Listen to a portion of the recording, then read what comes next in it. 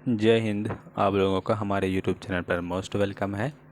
आज हम लोग महेश कुमार वर्णवाल का सीरीज़ 15 का बुक एनसीईआरटी का सार संग्रह करने जा रहे हैं। ये हर एग्ज़ाम के लिए बहुत ही उपयोगी बुक है क्योंकि इसमें वन लाइनर के फॉर्म में बहुत ही अच्छा कलेक्शन दिया है। ये आप कॉस्मोस पब्लिकेशन का देख सकते हैं। ये बहुत ही अच्छा बुक है। कक्षा 6 से लेकर के कक्षा 12 और वन लाइनर के फॉर्म में विशेष इसमें दिया हुआ गया आकर्षण और अध्ययन का रिवीजन नोट्स बहुत अच्छा नोट्स है।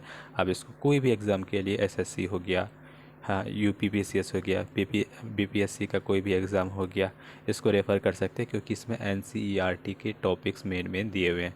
इससे पहले हम एनवायरनमेंट का करवा दिए हैं और भी करवाएंगे, तो आप हमारे वीडियो को लाइक करिए। हम अगर नए आए तो हमारे यूट्यूब चैनल को आप सब्सक्राइब करिए। बेल आइकन है, बेल आइकन का बटन दबाइए ताकि आपको नोटिफिकेशन मिलता रहे। आज हम लोग पॉलिटी को करने जा रहे हैं। बहुत ही उपयोगी पॉलिटी का नोट्स होगा।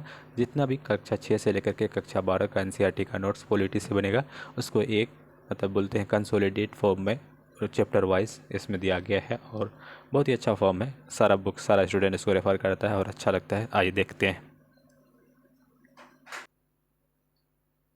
ये पॉलिटी का बुक है महेश कुमार वर्णवाल का और ये भारतीय राज्य व्यवस्था। आज इसको हम लोग देखेंगे जहाँ पे पहला चैप्टर है। इसका पहला टॉपिक है भारत का संवैधानिक विकास, कॉन्स्टिट्यूशनल डेवलपमेंट ऑफ इंडिया। आइए इसको देखते हैं। तो पहला ये लाइन लिखता है कि रेगुलेटिंग एक्ट 1773 द्वारा सर्वोच्च न्यायालय की स्थापना कहाँ की गई थी। तो सर्वोच्च जो न्यायालय की स्थापना की गई थी ये कलकत्ता में 1774 में रेगुलेटिंग एक्ट 1973 के द्वारा की गई थी। दूसरा लाइन लिख रहा है कि भारतीयों को भारत के शासन के भाग लेने का अधिकार किस अधिनियम के द्वारा प्राप्त हुआ। तो चार्टर एक्ट 1833 के द्वारा भारतीयों को भारत के प्रशासन में भाग लेने का अधिकार किस अधिनियम के द्वारा दिया गया।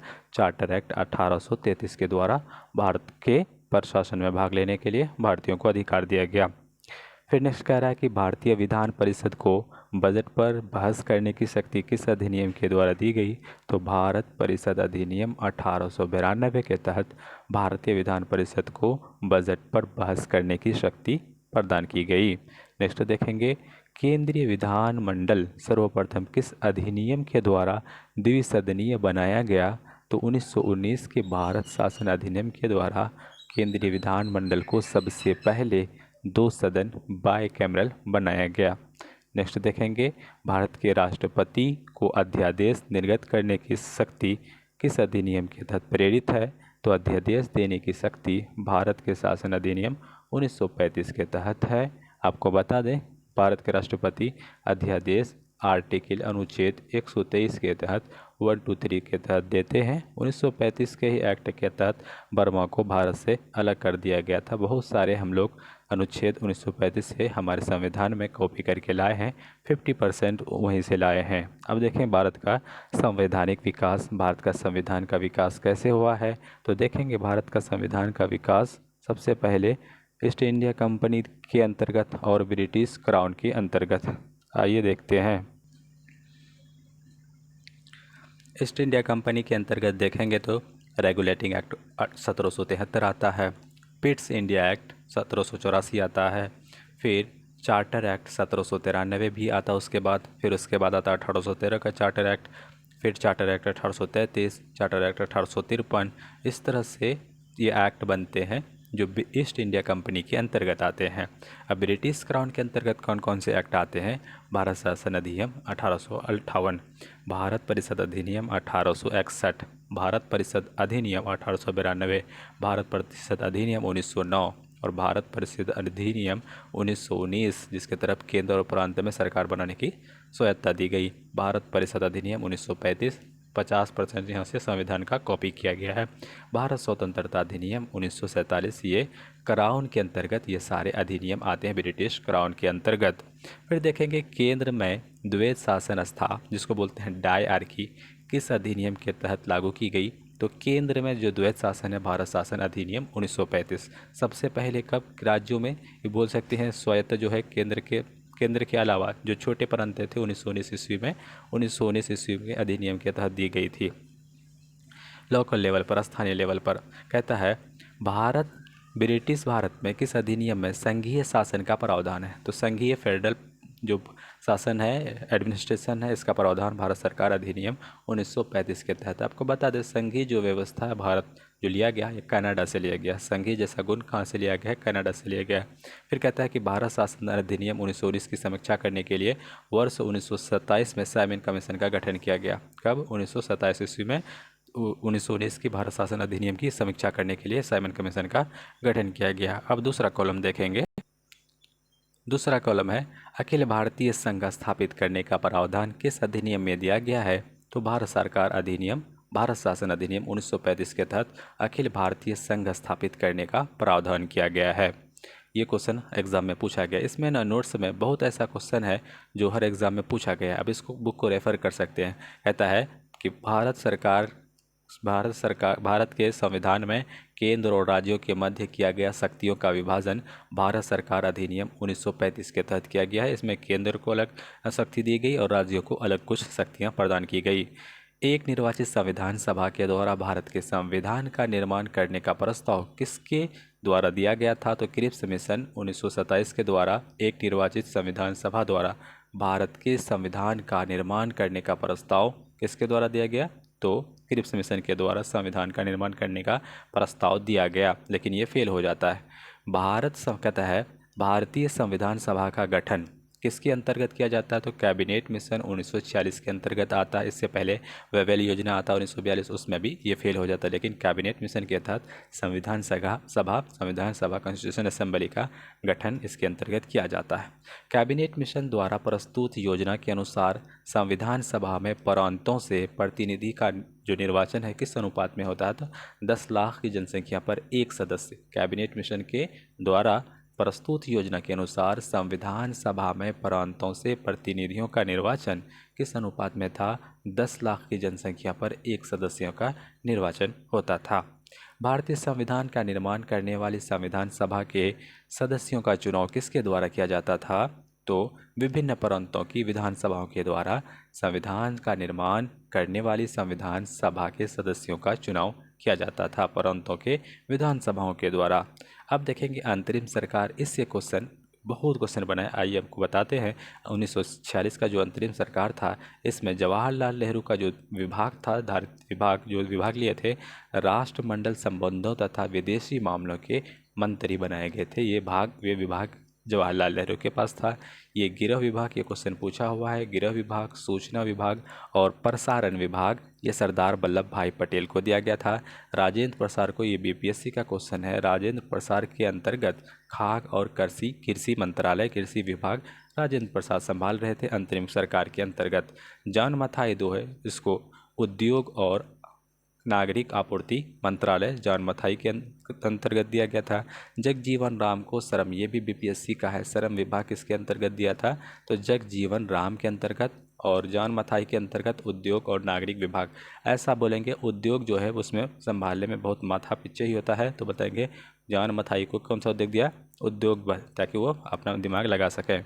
फिर बोलेंगे सरदार बलदेव सिंह। देखिएगा सारे जो है सैनिक लोग जितना भी होता है पंजाब से लोग सेना बनना पसंद करते हैं, तो बलदेव सिंह रक्षा से रिलेटेड है क्योंकि सेना में बल की ज़रूरत पड़ती है। याद रखेंगे जो रक्षा विभाग है बलदेव सिंह के द्वारा गया। सरदार बलदेव सिंह इस तरह से ट्रिक बना देंगे, सेना में रहने के लिए, रक्षा करने के लिए किसकी ज़रूरत पड़ती है? बल की ज़रूरत पड़ती है, तो बलदेव सिंह रक्षा हो जाएगा। लियाकत अली, ये भी बीपीएससी का क्वेश्चन है। लियाकत अली जो है वित्त मंत्रालय इसके अंतर्गत था, वित्त विभाग लियाकत अली के पास था। सी राजगोपालाचारी की बात करें तो सी राजगोपाल शिक्षा और कला के अंतर्गत इसको दिया गया था। आपको बता दें सी राजगोपालाचारी ही भारत के बोल सकते स्वतंत्रता के प्रथम वायसराय थे, भारतीय थे, लेकिन लॉर्ड माउंटबेटन अंग्रेज़ों में प्रथम भारतीय थे। भारत की संविधान सभा की पहली बैठक, देखिएगा ये भी क्वेश्चन बीपीएससी में पूछा इनडायरेक्ट में। संविधान सभा की पहली बैठक 9 दिसंबर 1946 ईस्वी को होती है। भारतीय संविधान का प्रथम प्रारूप ड्राफ्ट BNR राव के द्वारा किया गया था। ये ड्राफ्ट कमेटी बोल सकते हैं जो प्रारूप होता था, इसका तैयार किसे किया गया था? तो तैयार किया जाता था बी एन राव के द्वारा।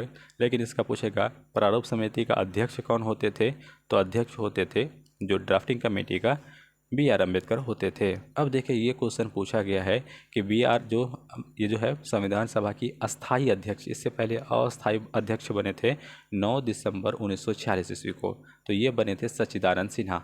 लेकिन ये अस्थाई थे सच्चिदानंद सिन्हा, इसको हटा करके 2 दिन बाद 11 दिसंबर 1946 को चुना गया। किसको बनाया गया? राजेंद्र प्रसाद को। तो राजेंद्र प्रसाद क्या होते थे? संविधान सभा के अस्थाई अध्यक्ष, परमानेंट चेयरमैन होते थे। इसको चुना गया था 11 दिसंबर। ये बीपीएससी का क्वेश्चन पूछा है कि राजेंद्र प्रसाद संविधान सभा का कब थे। ऑप्शन में था दिसंबर 1946, अक्टूबर 1946, सितंबर 1946। तो दिसंबर, कितना दिसंबर? 11 दिसंबर। तो महीना क्या होगा? दिसंबर 1946। संविधान सभा में पंडित नेहरू द्वारा उद्देश्य प्रस्ताव कब प्रस्तुत किया गया? तो नेहरू के द्वारा उद्देश्य प्रस्ताव जो है 13 दिसंबर 1946 ईस्वी को ये पारित किया गया था। फिर नेक्स्ट देखेंगे, नेहरू द्वारा प्रस्तुत उद्देश्य प्रस्ताव संविधान में कब स्वीकृत होता है? तो 22 जनवरी 1947 को। पारित कब करते हैं? 1946 में 13 दिसंबर, और ये पारित हो जाती है, स्वीकृत हो जाती है 22 जनवरी 1947। भारतीय संविधान के निर्माण काल में संविधान सभा के कुल कितने अधिवेशन हुए? कुल 12 अधिवेशन होते हैं संविधान सभा के, क्या संविधान के निर्माण में। अब देखेंगे ये भी क्वेश्चन बीपीएससी पूछ दिया है कि भारतीय संविधान के निर्माण में संविधान सभा को कुल कितना समय लगा? तो 2 वर्ष 11 माह 18 दिन। अगर देखिए 11 माह की जगह 12 माह हो जाता, ठीक है, 11 माह 18 दिन, 12 दिन और लगता ना, तो 3 साल हो जाता, लगभग 3 साल बोल सकते हैं। तो ये एग्जैक्ट डेट पूछा था, 2 वर्ष 11 माह 18 दिन। यह याद कर ले, छोटे छोटे बच्चे को भी याद होता है। भारतीय संविधान सभा के संवैधानिक सलाहकार सर बी एन राव होते थे। सन बी एन राव थे संविधान सभा के सलाहकार, एडवाइजरी, कॉन्स्टिट्यूशनल एडवाइजरी। भारत की संविधान सभा ने वर्तमान रूप से राष्ट्रीय ध्वज को कब अपनाया?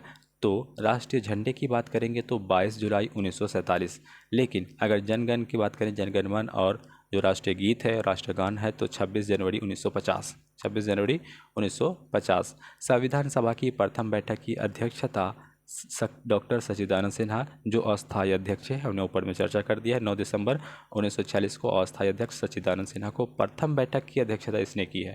लेकिन अस्थायी हो जाते हैं डॉक्टर राजेंद्र प्रसाद। आपको बता दें, डॉक्टर राजेंद्र प्रसाद, कोई भी पद खाली होता है, सपोज करिए जैसे कि त्रिपुरी संकट हुआ था 1939 में, जब बी आर अम्बेडकर छोड़ करके चले गए थे कांग्रेस, तब भी अध्यक्ष बना दिया गया था राजेंद्र प्रसाद को। तो ये राजेंद्र प्रसाद हो जाते हैं, ऐसा बोल सकते हैं। जब कोई पोस्ट खाली होती थी तो उसको बैठा दिया जाता था अध्यक्षता करने के लिए। भारत का संविधान कब स्वीकार किया गया? तो 26 नवंबर 1949 को यह स्वीकार कर लिया जाता है। लेकिन पूर्णतः लागू कब होती? क्योंकि देखिएगा 24 जनवरी तक संविधान तो बन जाता है, तो एक्सेप्ट, लेकिन एक डेट हो जाए कि 24 जनवरी के बाद बताइए कि 24 जनवरी कौन सा डेट? 24 नवंबर को नहीं कंप्लीट हो जाता है, तो 26 नवंबर को ये लागू कर दिया जाता है। अब देखिएगा क्वेश्चन पूछ रहा है कि पूर्णतः कब लागू होता है? तो 26 जनवरी 1950 को ये लागू होता है। ऐसा क्यों किया गया? तो कंप्लीट 26 नवंबर 1949 को हम लोग स्वीकार कर लेते। एक डेट फिक्स किया जाता है कि कौन सा डेट को लागू किया जाए, 26 जनवरी को, क्योंकि इसका इम्पोर्टेंस था 1929 की घटनाओं से ही। क्योंकि जवाहरलाल नेहरू ने लाहौर नदी के तट पर बोले थे कि 1929 में हम लोग पूर्ण स्वतंत्रता की घोषणा करते हैं, स्वराज दिवस मनाएंगे। तो 26 जनवरी से आज हम लोग आज़ाद हो गए, तभी से इस डेट को फोकस किया गया, 26 जनवरी 1950 को लागू किया। अब देखेंगे संविधान सभा की बातें में क्या फैक्ट दिया हुआ है। 9 दिसंबर 1946 को संविधान की पहली बैठक हुई, जिसमें सच्चिदानंद सिन्हा को अस्थायी अध्यक्ष तथा 11 दिसंबर 1946 को डॉक्टर राजेंद्र प्रसाद को अस्थायी अध्यक्ष चुना गया। संविधान निर्माण का प्रारंभ 13 दिसंबर 1946 को पंडित जवाहरलाल नेहरू के द्वारा उद्देश्य प्रस्ताव, 13 दिसंबर 1946 को उद्देश्य प्रस्ताव ऑब्जेक्टिव रिजोल्यूशन पारित हुआ, जिसे 22 जनवरी 1947 को सर्वसम्मति से स्वीकार कर लिया। 26 नवंबर 1949 को भारतीय संविधान को अंगीकृत अडॉप्ट किया गया और 26 जनवरी 1950 को इसे पूर्णतः लागू कर दिया गया। अब देखेंगे इसका दूसरा कॉलम क्या कह रहा है। इसका दूसरा कॉलम है 26 नवंबर 1949 को भारतीय संविधान को किसके द्वारा अधिनियमित किया गया? संविधान सभा के द्वारा 26 नवंबर 1949 को संविधान को अधिनियम कर दिया जाता, अधिनियमित कर दिया जाता है। फिर नेक्स्ट क्वेश्चन है कि जन गण मन को भारत का राष्ट्रगान तो 24 जनवरी 1950 को, राष्ट्रीय गान और राष्ट्रीय गीत सुजलम सुफलम जो है उसको भी हम लोग 24 जनवरी 1950 को ही क्या कर लेते हैं, अपनाते हैं। भारत सरकार द्वारा अशोक स्तंभ को नेशनल चिन्ह के रूप में अंगीकृत करते हैं, तो ये अंगीकृत करते हैं 26 जनवरी 1950 को। संविधान सभा की सलाहकार समिति एडवाइजरी कमेटी के अध्यक्ष जो होते हैं, सलाहकार समिति, ये सरदार वल्लभ भाई पटेल होते हैं।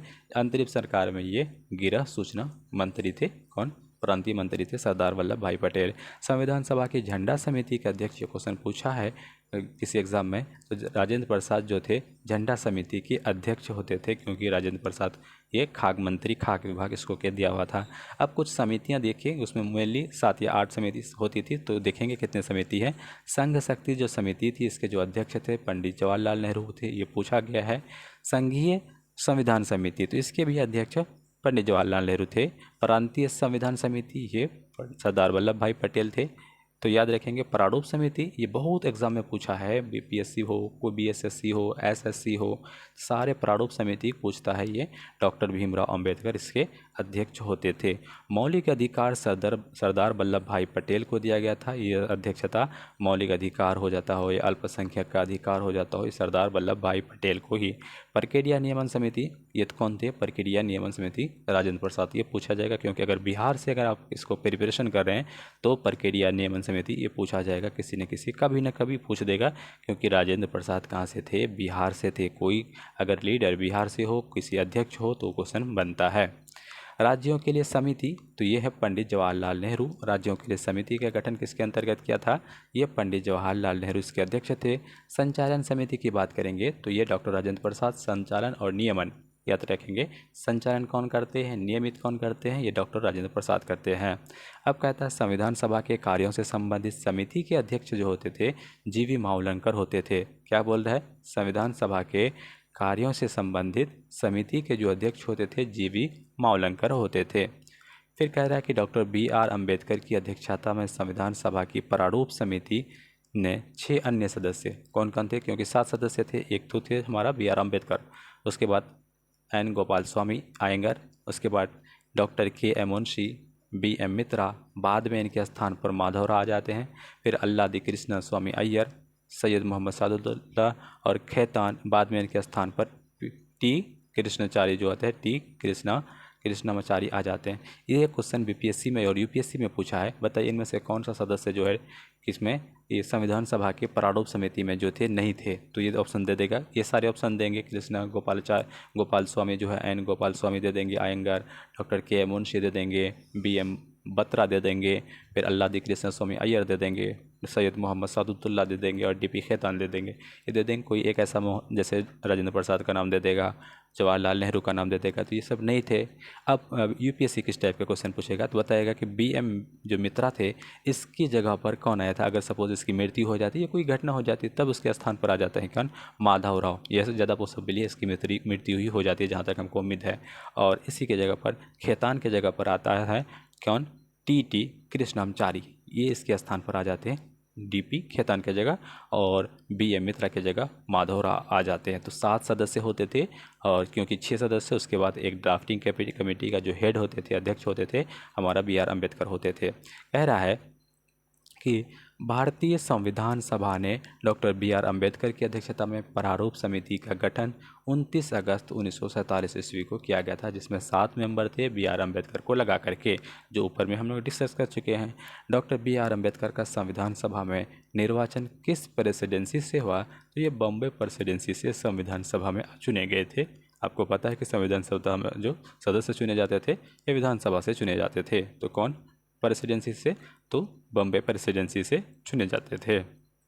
उस टाइम में जो आए थे कहाँ से आए थे, बॉम्बे प्रेसिडेंसी से। अब एक नोट लिखा है NCERT को लास्ट में कि भारत का जो संविधान है मूलतः 2 भाषाओं, कौन कौन सी भाषा हैं, एक भाषा है कौन है, हिंदी तथा अंग्रेजी में लिखा गया था, और सभी सदस्यों ने इन दोनों प्रतियों पर हस्ताक्षर किए थे।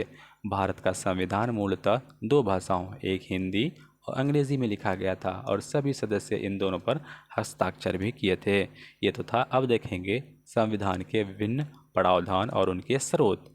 Various provision of the constitution and their sources. आइएगा, ये बहुत इससे क्वेश्चन पूछता है, जैसे डीपीएसपी, संविधान जो मौलिक अधिकार है कहाँ से लिया गया है, ये क्वेश्चन डायरेक्ट पूछ जाता है कोई भी वन लाइनर एग्जाम में। सपोज एसएससी में पूछा है, भारत का संविधान का मौलिक कर्तव्य जो है 4 का क में है, फंडामेंटल ड्यूटीज़ किस देश के संविधान से ले गया, तो यूएसएसआर रूस के संविधान से हम लोग फंडामेंटल ड्यूटीज़ को अपने संविधान में जोड़े हैं। भारतीय संविधान में राज्य के नीति निर्देशक तत्व, directive principle of state policy की संकल्पना, ये आयरलैंड के संविधान से लिया गया है। नीति निर्देशक तत्वों को आयरलैंड से, आयरिश संविधान से। कहता है भारत के संविधान की प्रस्तावना में सम्मिलित स्वतंत्रता, समानता, बंधुत्व का सिद्धांत, principle of liberty, equality and fraternity किस देश से, तो फ्रांस की क्रांति 1789 में होती है, उसी से स्वतंत्रता, समानता और बंधुत्व का नारा जो दे रहे हैं और ये गुण प्रॉपर्टी ला रहे हैं, उसी के फ्रांस के संविधान से ला रहे हैं। भारत के न्यायिक पुनर्वालोकन, उसको बोलते हैं जुडिशियल रिव्यू, इस संकल्पना किस संविधान से लिए, तो ये अमेरिका के संविधान से। मौलिक अधिकार कहाँ से, तो अमेरिका के संविधान से। जुडिशियल रिव्यू की जो आर्टिकल 137 में किया गया डिस्कस, ये संयुक्त राज्य अमेरिका से लाए हैं। भारत का संविधान एक विशेष संविधान सभा द्वारा निर्मित और लिखित संविधान है। इस दृष्टिकोण से भारतीय संविधान अमेरिकी संविधान के समतुल्य है, क्योंकि अमेरिका के संविधान भी लिखा हुआ है। ब्रिटेन का संविधान लिखित नहीं है, अलिखित है, क्योंकि ये लोग बहुत ही पढ़े लिखे हैं और कुछ लिमिटेड लिखे हुए हैं, ऐसा नहीं कि लिखे नहीं है, लेकिन ऐसा बोला जाता है कि अलिखित है।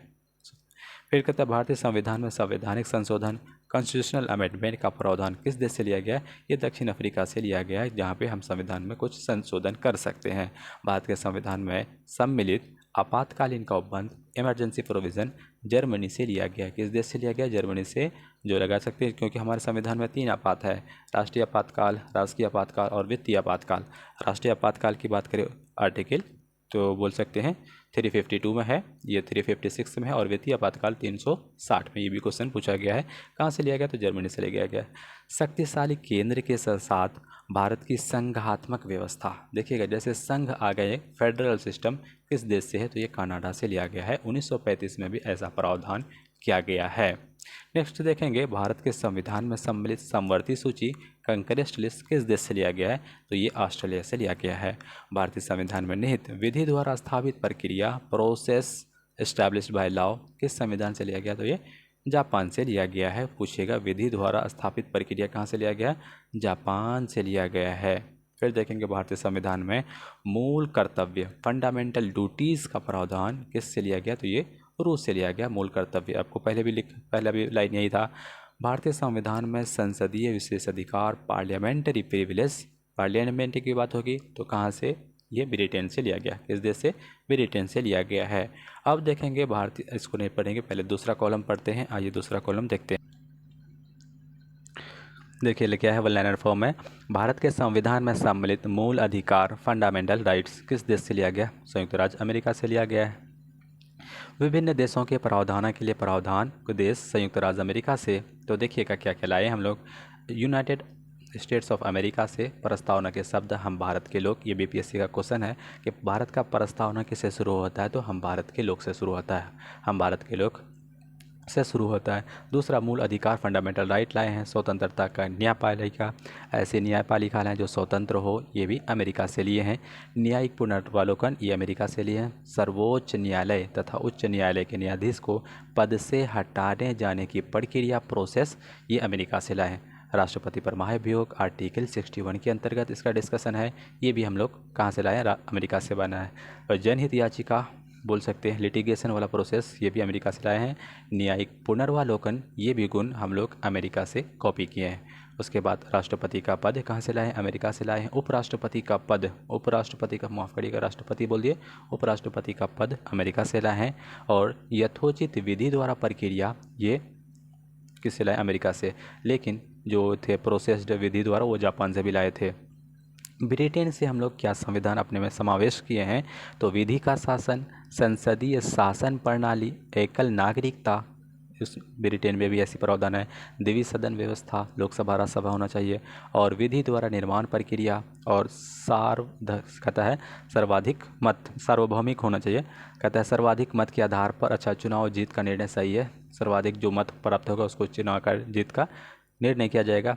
विधायिका में अध्यक्ष पद की भूमिका और संसदीय विशेषाधिकार, ये ब्रिटेन के संविधान से लिए हैं, और इससे बहुत क्वेश्चन बना है ब्रिटेन से। विधि द्वारा शासन तो डायरेक्टली पूछ देता है कि किससे लिया गया है। और संसदीय प्रणाली व्यवस्था, ये एसएससी में बहुत रिपीट हुआ है, संसदीय व्यवस्था ब्रिटेन से लिया गया है संसदीय अवस्था।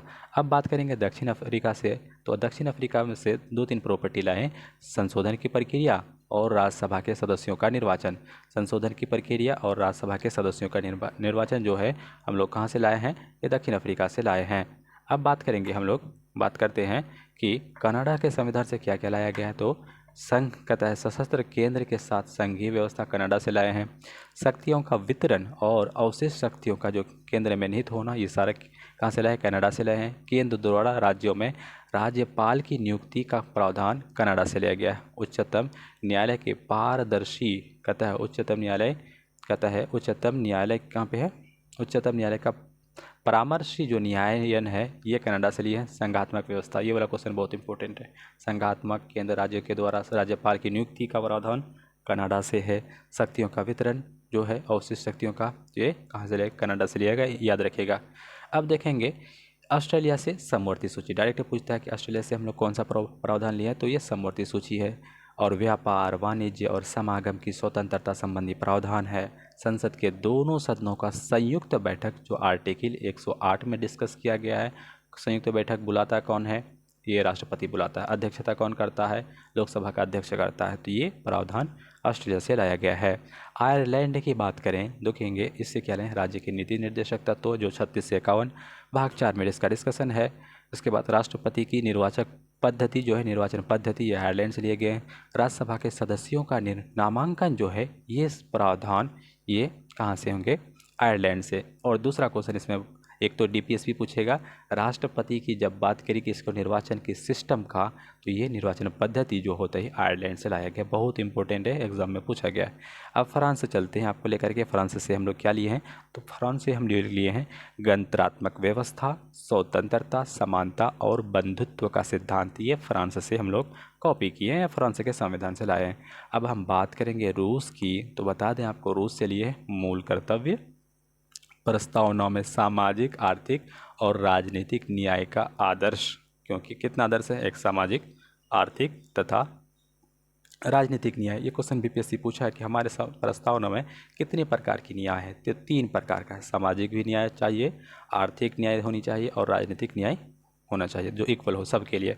फिर देखेंगे जर्मनी के संविधान से आपातकाल का प्रावधान। आपातकाल के समय मूल अधिकारों का जो स्थगन है ये नहीं होना चाहिए, क्योंकि मूल अधिकार 21 जो है, कुछ सारा तो स्थगन हो जाता है, लेकिन 20 जैसे जीवन जीने का अधिकार, ये सब अधिकार 20-21 नहीं होता है, सब हो जाता है। 6 मौलिक अधिकार है, हम आपको बताए हैं। फिर देखेंगे जापान जो है, इसके द्वारा विधि द्वारा स्थापित प्रक्रिया जापान से लिया गया है। ये हमारे, और ये जो टॉपिक्स था ये बहुत इंपॉर्टेंट था, हर एग्जाम में पूछा गया है।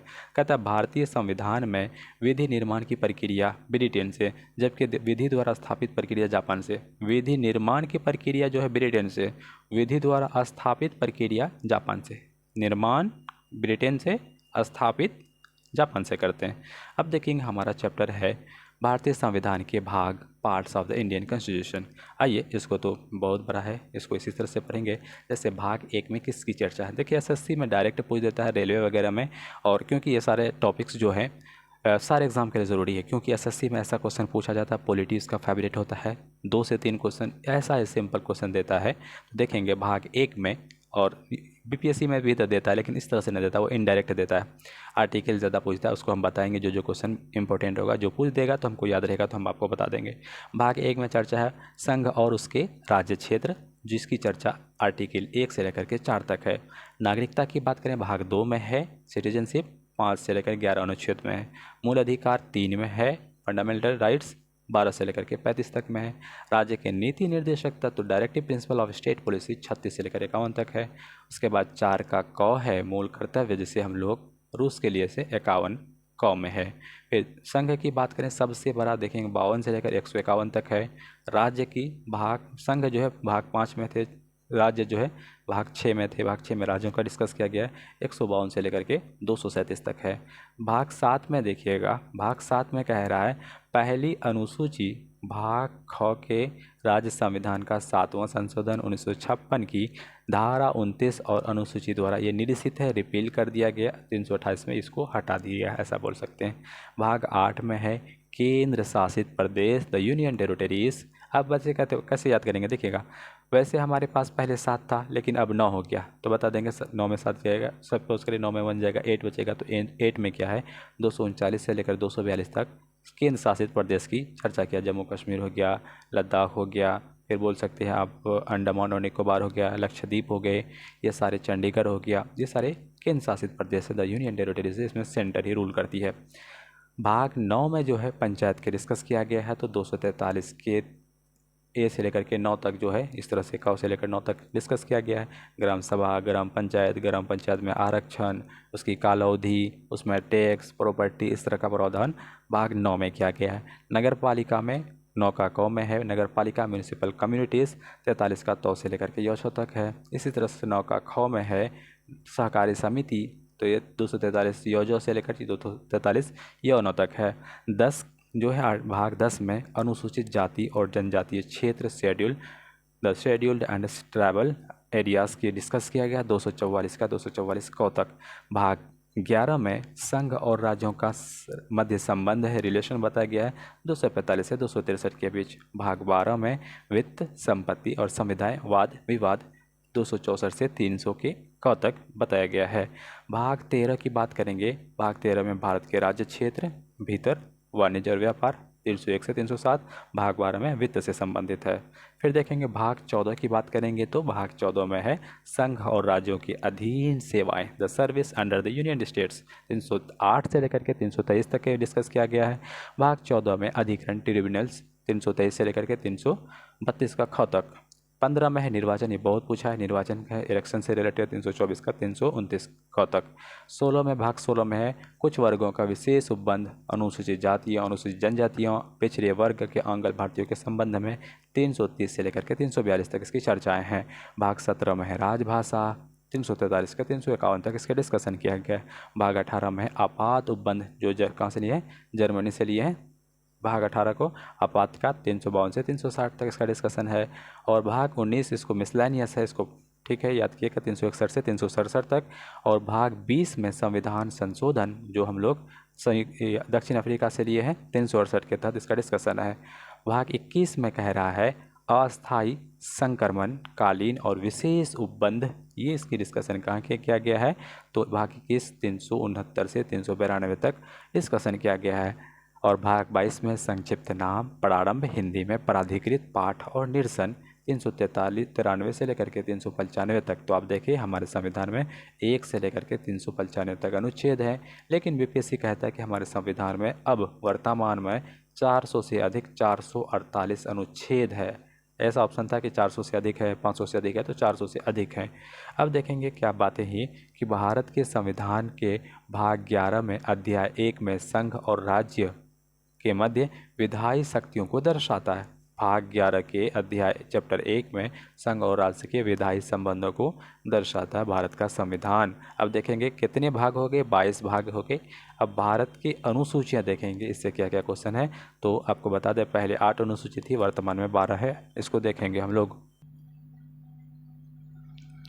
भारत के मूल संविधान में कुल अनुसूचियां 8 थी, वर्तमान में 12 हैं।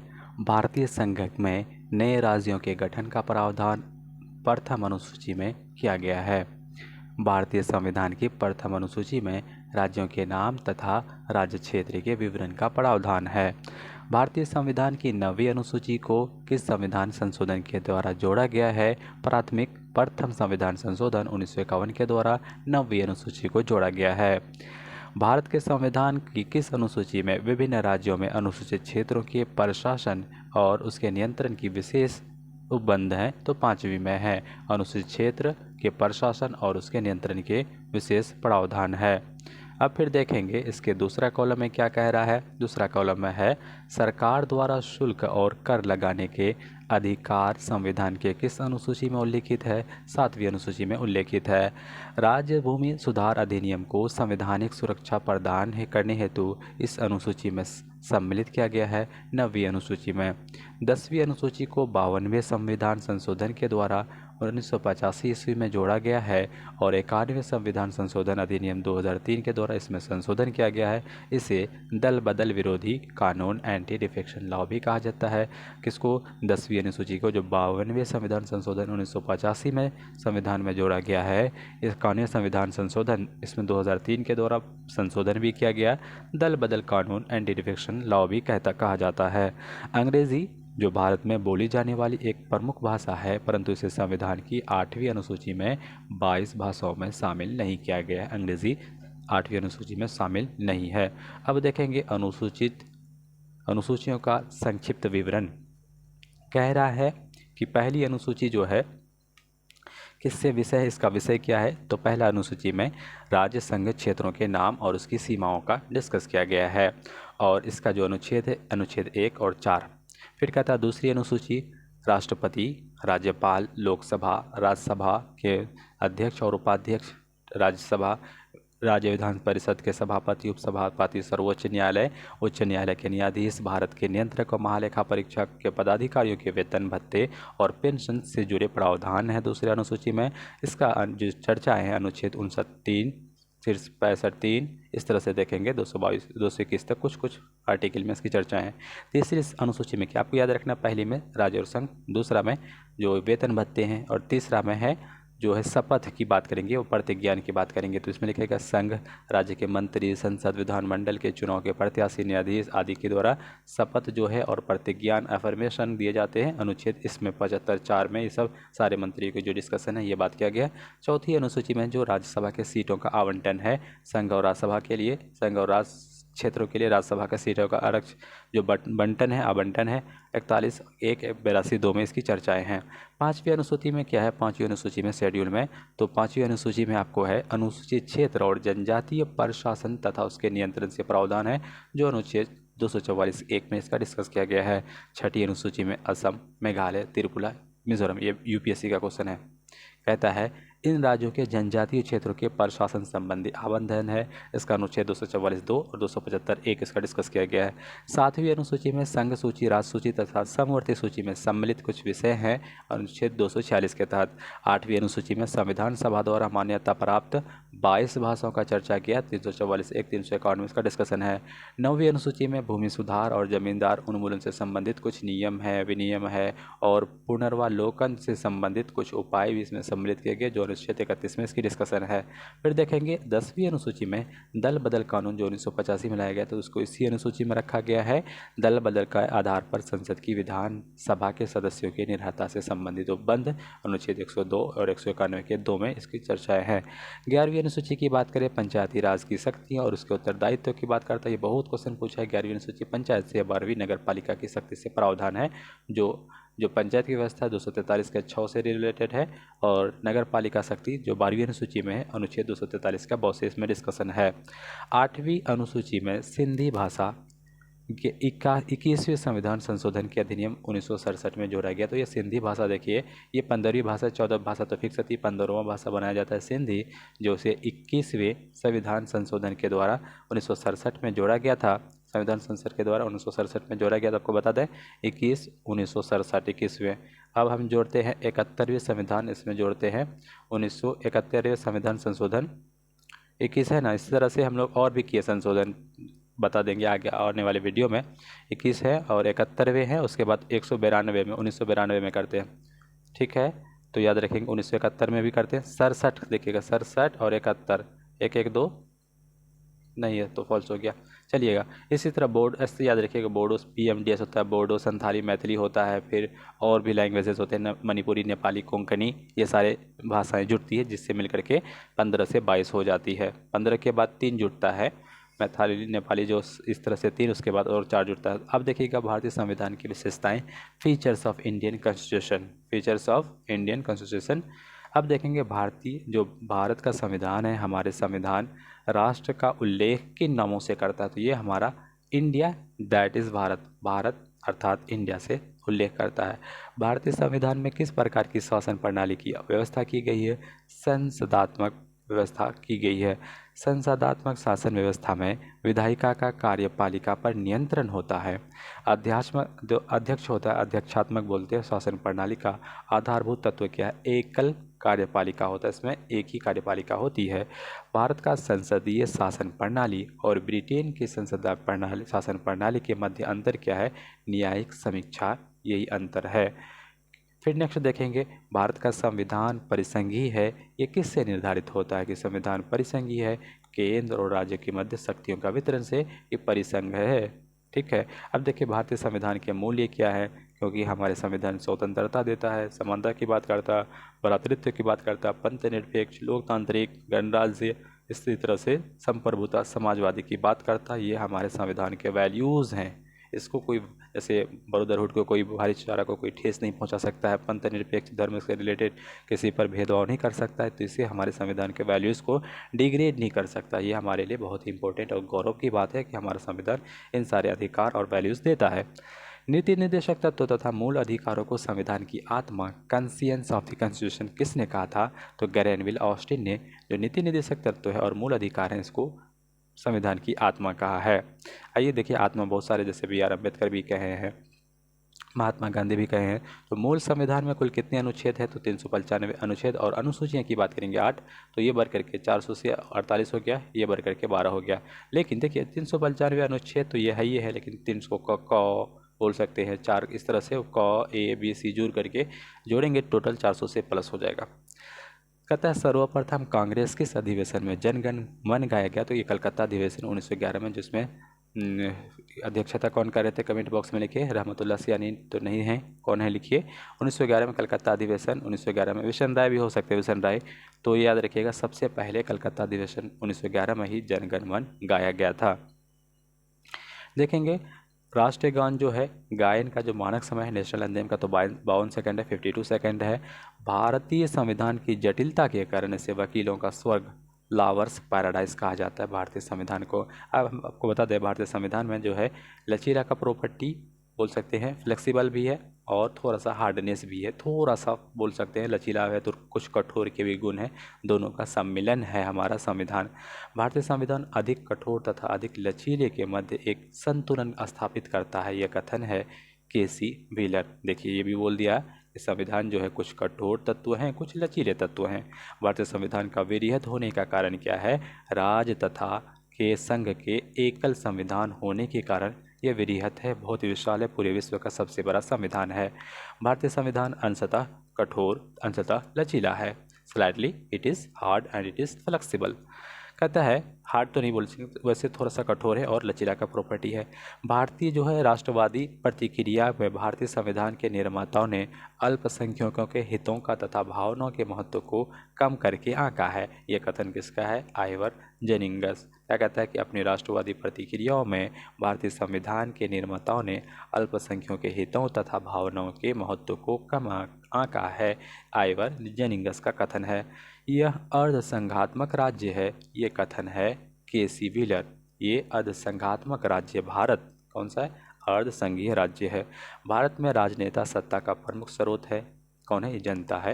राजनीतिक सत्ता का जो प्रमुख स्रोत है जनता ही, इसलिए तो अब्राहम लिंकन कह के गए, democracy is the people, for the people and by the people. कोई भी संविधान जितनी भी अच्छा क्यों ना हो, यदि उसकी क्रियान्वित करने वाले बुरे व्यक्ति हैं तो संविधान भी बुरा हो जाएगा। ये प्यारे भीमराव अंबेडकर का स्टेटमेंट है। संविधान को संघात्मक ढांचे के अंतर्गत नहीं ढाला गया है, ये भीमराव अंबेडकर के संघात्मक ढांचे में नहीं ढाला गया है, ये BR अम्बेडकर का कथन है। भारत की स्वतंत्रता के बाद भारतीय राष्ट्रीय कांग्रेस को एक राजनीतिक दल के रूप में भंग कर दिया जाना चाहिए। ये सुझाव महात्मा गांधी का कि भारत जब आज़ाद हो जाए कांग्रेस को भंग कर दिया जाना चाहिए। नेक्स्ट देखेंगे भारतीय संघवाद को सहकारी संघवाद, कोऑपरेशन किसने कहा था? J. ऑस्टिन ने किया था भारतीय संघवाद को। संघवाद का प्रॉपर्टी हम लोग कनाडा से लाए हैं। बोलते अध्यक्षात्मक शासन बोलते का प्रणाली में कार्यपालिका की क्षमता शक्तियाँ किसमें होती है? समस्त शक्तियाँ राष्ट्रपति में। अध्यक्षात्मक शासन प्रणाली में सारा मेन पावर राष्ट्रपति में हो जाता है। जैसे हम बात करें अमेरिका में सारा पावर राष्ट्रपति के साथ है, लेकिन हमारा राष्ट्रपति एक प्रमुख होता है नाम का, लेकिन मेन पावर प्रधानमंत्री के पास होता है, जो बोलते हैं वही करना होता है। फिर देखेंगे मौलाना अबुल कलाम आज़ाद ने संविधान सभा में वयस्क मताधिकार एडल्ट फ्रांसिस को 15 वर्ष के लिए स्थगित करने की बात की थी। कौन? मौलाना अबुल कलाम आज़ाद ये प्रथम शिक्षा मंत्री हुआ करते थे। भारत के राष्ट्रीय पशु की बात करेंगे तो ये बाघ है। भारत के राष्ट्रीय पुष्प की बात करेंगे तो ये कमल है। भारत के राष्ट्रीय पक्षी की बात करेंगे तो ये मोर है, जिसका नाम राष्ट्रीय नाम पैवो क्रिस्टोसस है।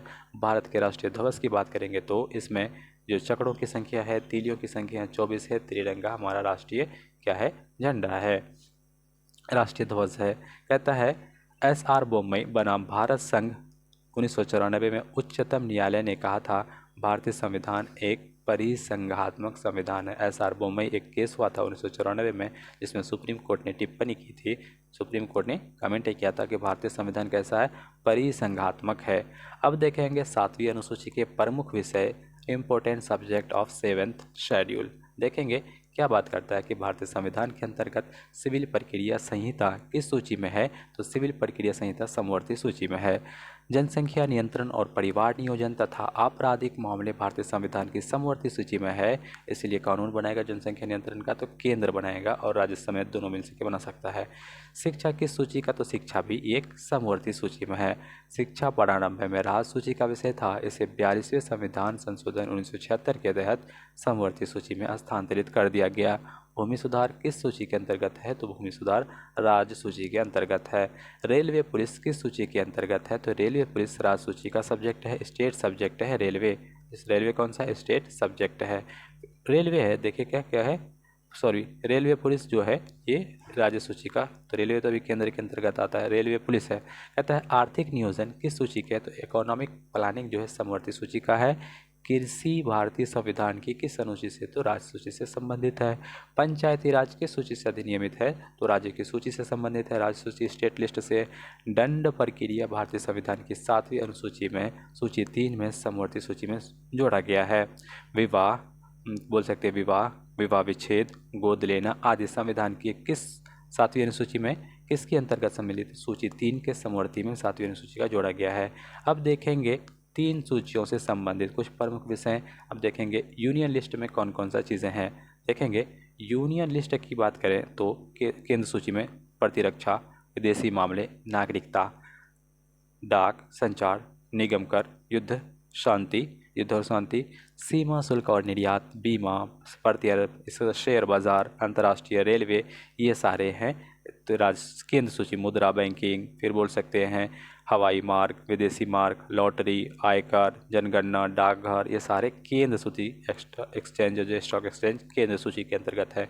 राज्य सूची की बात कर लें तो राज्य सूची में आपको आ जाएंगे लोक व्यवस्था, पुलिस व्यवस्था, पुलिस, रेल वो ग्रामीण पुलिस सहित कारागार, भूमि यानी जेल, स्थानीय स्वशासन राज्य सूची, प्रशासनिक सेवा राज्य सूची, लोक स्वास्थ्य राज्य सूची, बाजार मेले राज्य सूची, सट्टा बाजार ये भी राज्य सूची, कृषि भूमि और संपदा शुल्क जो है टैक्सेस राज्य सूची लगाएगा, पशुपालन सूची राज्य सूची, कृषि आयकर राज्य सूची, गैस राज्य सूची, शराब, मनोरंजन, विद्युत कर, पथ कर, टोल टैक्स ये भी राज्य सूची का विषय है। प्रति व्यक्ति कर कैपिटल टैक्स राज्य सूची, विलासिता वस्तुओं पर कर ये भी राज्य सूची का विषय है। अब देखेंगे कुछ समवर्ती सूची है जिसमें केंद्र और राज्य दोनों सरकार कानून ला सकती है। इसमें कह रहा है दंड प्रक्रिया विधि, कंक्रेस लिस्ट समवर्ती सूची। इसी तरह से आर्थिक सामाजिक योजना, शिक्षा, वन, विवाह विच्छेद, कारखाने मजदूर, खाद्य पदार्थ और अन्य पदार्थों का अपमिश्रण, जनसंख्या नियंत्रण, ये क्वेश्चन पूछेगा। परिवार नियोजन किसका है? समवर्ती सूची का है। न्याय प्रशासन, संपत्ति का अर्जन और अधिग्रहण, विद्युत, बांट माप, वन्य जीव वस्तुओं का संरक्षण, समाचार पत्र पुस्तकें, मुद्रणालय, स्वच्छता, औषधीय स्वच्छता, औद्योगिक विवाद, उत्तराधिकार विधि, वृत्ति, चिकित्सा वृत्ति, कीमत नियंत्रण, जनसंख्या, कहता है जन्म मरण और पंजीकरण। आपको बता दें ये सारे लिस्ट में यूपीएससी का क्वेश्चन पूछा जाता है कि बताइए इनमें से कौन समवर्ती सूची का है, नहीं है। बताइए उतना बड़ा एग्जाम है, यही सिर्फ इसी चैप्टर से सिर्फ यही तीनों पेज से 2-3 क्वेश्चन बन जाता है। एग्जाम में देखने को मिला है, प्रीवियस ईयर क्वेश्चन आप देख सकते हैं। अब देखिएगा वर्तमान में संघ सूची में 100 विषय, राज्य सूची में 61 और समवर्ती सूची में 52 विषयों की चर्चा है। 61 राज्य सूची में, संघ सूची में 100 और समवर्ती सूची में 52 विषयों का चर्चा है। अब देखेंगे उद्देशिका, इसको बोलते हैं परमिएबल्स। तो आइए आपको बता दें, हमारा जो परमिएबल है संविधान का जो उद्देशिका है, किससे शुरू होता है? हम भारत के लोग। किससे शुरू होता है? हम भारत के लोग भारत को एक संपूर्ण प्रभुत्व संपन्न समाजवादी पंथ निरपेक्ष लोकतांत्रिक गणराज्य बनाने के लिए तथा समस्त नागरिकों को सामाजिक आर्थिक राजनीतिक न्याय, कितना न्याय? 3 न्याय, विचार अभिव्यक्ति विमर्श धर्म उपासना की स्वतंत्रता। फिर देखेंगे ये क्वेश्चन पूछा है, कितने न्याय है? 3 न्याय, बीपीएससी क्वेश्चन पूछा है। उपासना की स्वतंत्रता, प्रतिष्ठा और अवसर की समता। फिर देखें प्राप्त करने के लिए, कराने के लिए तथा उन सब में व्यक्ति की गरिमा, राष्ट्र की एकता और अखंडता को सुनिश्चित करने वाली बंधुता बढ़ाने के लिए दृढ़ संकल्प होकर आप अपनी इस संविधान सभा को आज तारीख 26 नवंबर 1949 को मिति मार्गशीर्ष शुक्ल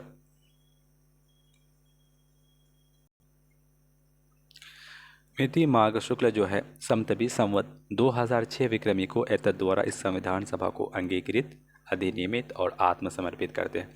पता यूपीएससी क्वेश्चन इसको कैसे बनाया है? ये क्वेश्चन प्रीवियस ईयर यूपीएससी का, वो पूरा सेम टू सेम हम भारत से लोग पूरा दे दिया है। ये डेट पूछा है 26 नवंबर 1949, 24 नवंबर 1949 कब इसको अधिनियमित करते हैं और समर्पित करते हैं अपने आप को। तो ये डेट पूछ लिया था, पूरा दिया था। बच्चा क्या किया? पूरा देखने के बाद अच्छा इतना बड़ा सवाल है, ये तो संविधान का उद्देशिका को कॉपी पेस्ट करके डाल दिया, डेट को हटा दिया था, ऑप्शन में डेट को डाल दिया था। संविधान सभा में उद्देश्य प्रस्ताव कब पारित होता है? तो 13 दिसंबर 1946 को पारित होता है। कौन लाते हैं उद्देश्य प्रस्ताव? बताइए तो ये जवाहरलाल नेहरू लाते हैं। भारतीय संविधान में कौन सा भाग भारत को एक धर्मनिरपेक्ष राज्य का वर्णित करता है? तो संविधान की प्रस्तावना ही ये करता है भारतीय संविधान का धर्मनिरपेक्ष राज्य का वर्णन, क्योंकि धर्मनिरपेक्षता आ गया, पंथ निरपेक्ष आ गया। भारतीय संविधान की प्रस्तावना में भारत को एक सार्वभौमिक समाजवादी धर्मनिरपेक्ष प्रजातांत्रिक गणराज्य के रूप में घोषित करता है। धर्मनिरपेक्षता का कोई अनुच्छेद में वर्णन नहीं है, प्रस्तावना में ही है। प्रस्तावना को हम लोग संविधान की बोल सकते हैं दर्पण कहते हैं।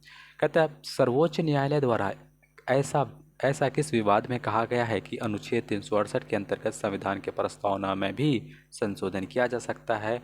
यह मूल ढांचे का उल्लंघन करने वाला नहीं होना चाहिए।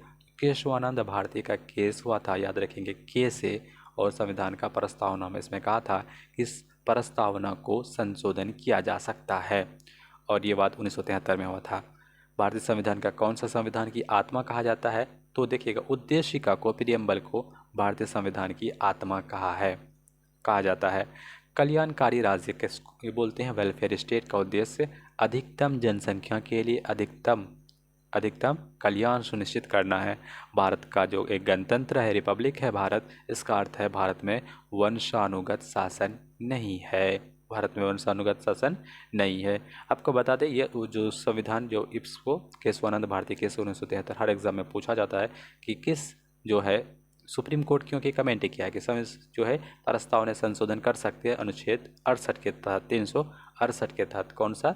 याद रखिएगा, केशवानंद भारती केस 1973 में ऐसा सुप्रीम कोर्ट खुद कमेंट करते हैं कि प्रस्तावना में संशोधन किया जा सकता है आर्टिकल 368 के तहत। अब देखेंगे भारत के संदर्भ में धर्मनिरपेक्ष शब्द का सही भाव है भारत में राज्य का कोई धर्म नहीं। ये बहुत एग्जाम में पूछा गया है। कोई भी भारत राज्य में यानी स्टेट में, सेंटर में कोई भी उसका अपना धर्म नहीं है। कोई भी व्यक्ति किसी भी धर्म को अपना सकता है अपने मन के अनुसार, अपनी इच्छा के अनुसार। उद्देशिका में सम्मिलित सामाजिक आर्थिक राजनीतिक न्याय तत्व किससे संबंधित है? 1917 की रूसी क्रांति से सामाजिक आर्थिक राजनीतिक न्याय इससे संबंधित है। उच्चतम न्यायालय ने किस वाद में यह धारणा प्रस्तुत की कि उद्देशिका संविधान का एक अभिन्न अंग है? तो ये बोम्मई बनाम union of India, SR Bommai VS union of India गौर संघ सरकार का जो है, इसके बीच एक केस हुआ था जिसमें मान लिया कि उद्देशिका संविधान का एक पार्ट है। सभी व्यक्ति पूर्णतः और समान रूप से मानव है, यह सिद्धांत माना जाता है सार्वभौमिकता यूनिवर्सलिटी का। भारत में कहता है लौकिक सार्वभौमिक है क्योंकि संविधान की प्रस्तावना आरंभ होती है हम भारत के लोग we the people of India के शब्दों से। ये बीपीएससी का क्वेश्चन है, बीपीएससी BSSC का क्वेश्चन डायरेक्ट पूछ दिया। हम भारत संविधान की प्रस्तावना किससे स्टार्ट होता है? तो हम भारत के लोगों से स्टार्ट होता है। लोक कल्याण शब्द भारत के संविधान के उद्देशिका में नहीं है बल्कि राज्य के नीति निर्देशक तत्व भारत का संविधान का भाग है। किस संविधान संशोधन के अंतर्गत भारत के संविधान की उद्देशिका में संविधान संशोधन किया गया था? तो 42वें संविधान संशोधन 1976 में संविधान की उद्देशिका में संशोधन किया गया था। भारतीय संविधान की प्रस्तावना में जिन आदर्शों उद्देश्यों की रूपरेखा दी गई है उनका विस्तार कहाँ है? मूल अधिकारों, राज्य के नीति निर्देशक तत्वों और मौलिक कर्तव्यों के अध्याय से। राज्य का सबसे महत्वपूर्ण तत्व क्या है? ये संप्रभुता, सोवेरेनिटी सबसे महत्वपूर्ण तत्व है। समाजवादी, अखंडता, पंथ निरपेक्ष शब्द संविधान की प्रस्तावना में 42वें संविधान संशोधन के तहत जोड़ा गया है। उद्देशिका के राजनीतिक जन्मस्थल जो बोलते हैं पॉलिटिकल होरोस्कोप की संज्ञा किसने दी थी? के.एम. मुंशी ने राजनीतिक जन्म पत्री पॉलिटिकल होरोस्कोप की बात की है। प्रस्तावना संविधान का अभिन्न अंग नहीं है, उच्चतम न्यायालय ने किस बात में? तो बेरूबारी वाला का केस हुआ था, इसमें कमेंट कर दिया 1960 में, कहा था कि प्रस्तावना जो है ये संविधान का अंग नहीं है, लेकिन बाद में कमेंट कर दिया है अभिन्न अंग किस में है? तो बम्बई वाला केस में, एसआर बम्बई वाला केस हुआ था तब सुप्रीम कोर्ट कहता नहीं प्रस्तावना जो है संविधान का अंग है, लेकिन बेरूबारी वाला केस जो हुआ था यूनियन ऑफ इंडिया के तहत तब कहा कि प्रस्तावना अंग नहीं है।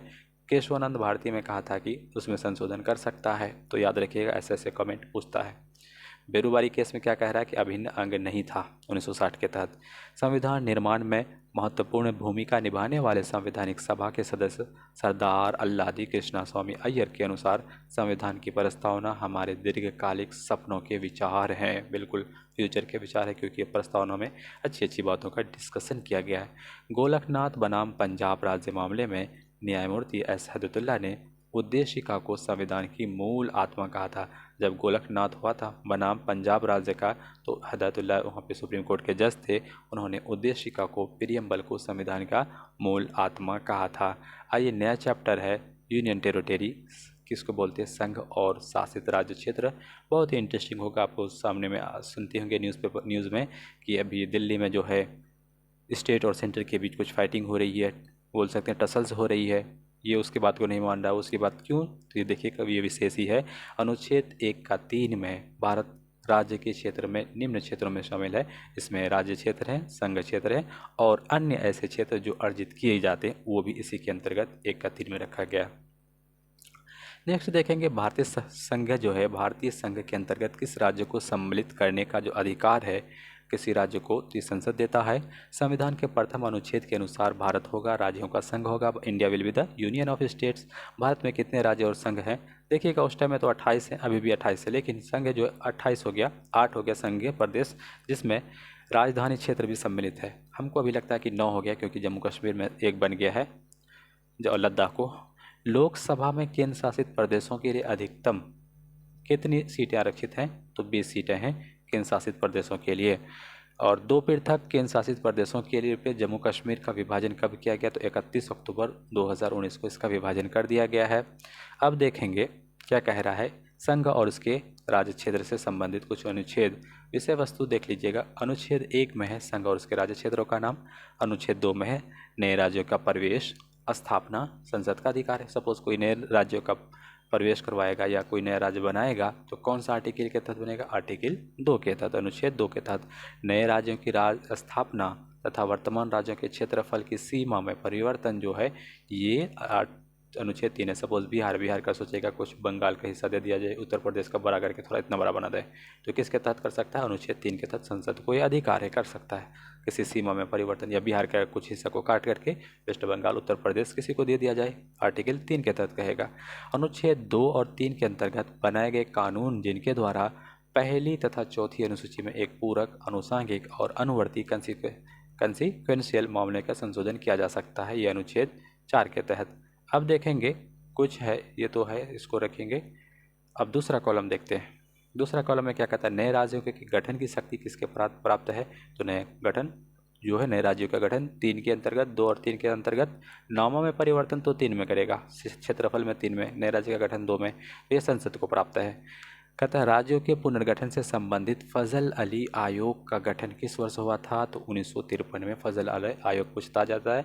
फजल अली आयोग किसे है? तो नए राज्यों के पुनर्गठन से संबंधित हैं। ये आयोग 1953 में गठन किया गया था। भाषाई आधार पर, लिंग्विस्टिक बेसिक पर भारत में सर्वप्रथम किस राज्य का? तो ये आंध्र प्रदेश। नेक्स्ट देखेंगे राज्य पुनर्गठन आयोग स्टेट रीऑर्गेनाइजेशन कमीशन ने 1 नवंबर 1956 को कितने राज्य तथा केंद्र शासित प्रदेश बनाए हैं? 14 राज्य और 6 केंद्र शासित प्रदेश बनाए हैं। सिक्किम भारत का किस वर्ष राज्य बना? ये क्वेश्चन बीपीएससी में डिटो पूछ दिया था। तो 1936वें संविधान संशोधन 1975 के तहत सिक्किम भारत का राज्य बना दिया जाता है। भारत में केंद्र शासित प्रदेशों के प्रशासन से किसके द्वारा किया जाता है? भारत में केंद्र शासित प्रदेशों का प्रशासन ये राष्ट्रपति के द्वारा किया जाता है। जूनागढ़ रियासत जनगणना के आधार पर हैदराबाद सैन्य कार्रवाई के आधार पर भारत में शामिल किया गया था। जम्मू कश्मीर रियासत भारत के पाकिस्तानी सेना कबालियों के आक्रमण से सुरक्षित सुनिश्चित करने हेतु भारत के साथ कौन सा विलय पत्र पर हस्ताक्षर करके कश्मीर को भारत में सम्मिलित किया गया।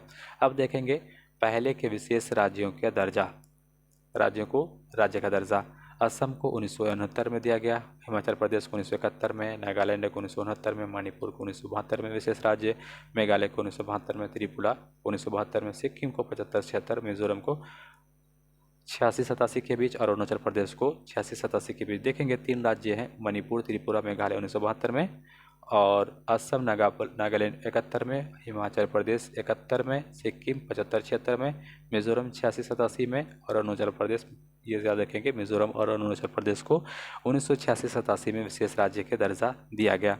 आइए कुछ क्षेत्र हैं जोनल काउंसिल उसको बोलते हैं। जैसे आप एग्जाम देखेंगे एसएससी का देंगे तो जोन वाइज वो लेता है। कैसे लेता है? Zone wise. तो देखेंगे उत्तरी क्षेत्रीय परिषद है जोन परिषद का नाम, इसकी मुख्यालय दिल्ली है। कौन कौन से राज्य? जम्मू कश्मीर, लद्दाख, हिमाचल प्रदेश, हरियाणा, पंजाब, दिल्ली। और इसमें एक बिहार भी आ जाना चाहिए। अच्छा, बिहार पूर्वी क्षेत्र कोलकाता के अंतर्गत आता है। बिहार, झारखंड, पश्चिम बंगाल, सिक्किम। देखिएगा केंद्रीय है जो है क्षेत्र परिषद प्रयागराज है। तो उत्तर प्रदेश, झारखंड, मध्य प्रदेश, छत्तीसगढ़ इसके अंतर्गत आते हैं। पश्चिमी क्षेत्रीय परिषद मुंबई के अंतर्गत आया। तो गुजरात, महाराष्ट्र, गोवा, दादर नगर हवेली और दमन दीव। और दक्षिणी क्षेत्र इसका हेडक्वार्टर जो है परिषद का चेन्नई है। आंध्र प्रदेश, कर्नाटक, हिमाचल, पुदुचेरी और तेलंगाना है।